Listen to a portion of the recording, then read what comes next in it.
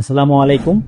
আমি আজকে কথা বলতে চাচ্ছি অর্থোপেডিক সার্জারির অন্যতম গুরুত্বপূর্ণ একটা টপিকস নিয়ে, যেটা হচ্ছে যে হাঁটুর লিগামেন্ট যদি ছিঁড়ে যায় সেটাকে সঠিক চিকিৎসা পদ্ধতি কী হবে এবং আমাদের এখানে কত সহজে বা কত অল্প খরচে আমরা করতে পারি এই বিষয়ে।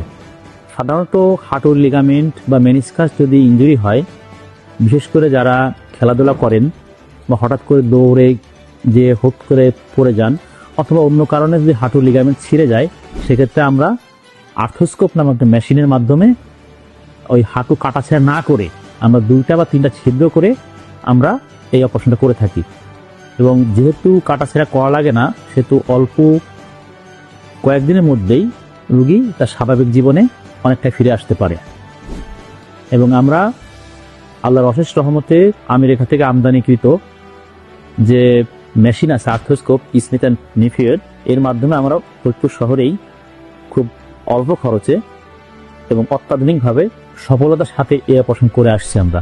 আর্থ্রোস্কোপি অপারেশন কাদের কাদের ক্ষেত্রে করা হয় বা কোন জয়েন্টে করা হয়? সাধারণত আমরা হাঁটু, কাঁধ বা শোল্ডার, পায়ের যে অ্যাঙ্কেল জয়েন্ট, এই সমস্ত ক্ষেত্রে বেশিরভাগ করে থাকি। তবে বেশিরভাগ ক্ষেত্রে আমরা হাঁটু এবং শোল্ডার এর ক্ষেত্রে অপারেশন করে থাকি।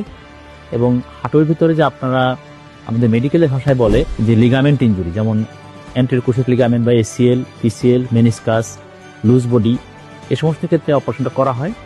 সুবিধা হচ্ছে যে এর কাটাছেঁড়া কম করা লাগে, হাসপাতালে রোগীদের কম থাকা লাগে এবং ইনফেকশনের সম্ভাবনা খুব কম থাকে।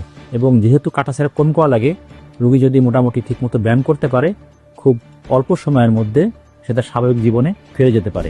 Orthopaedics, trauma, arthroscopy, joint replacement সহ অর্থোপেডিক্সের অন্যান্য সমস্যা এবং ট্রমার যে কোনো কেস সুচিকিৎসা প্রদান করার জন্য আমি এখন নিয়মিতভাবে চেম্বার করছি ফরিদপুর মেডিকেল কলেজ হাসপাতালের বিপরীত পাশে অবস্থিত হ্যাপি হাসপাতাল অ্যান্ড ডায়াগনোসিস সেন্টার।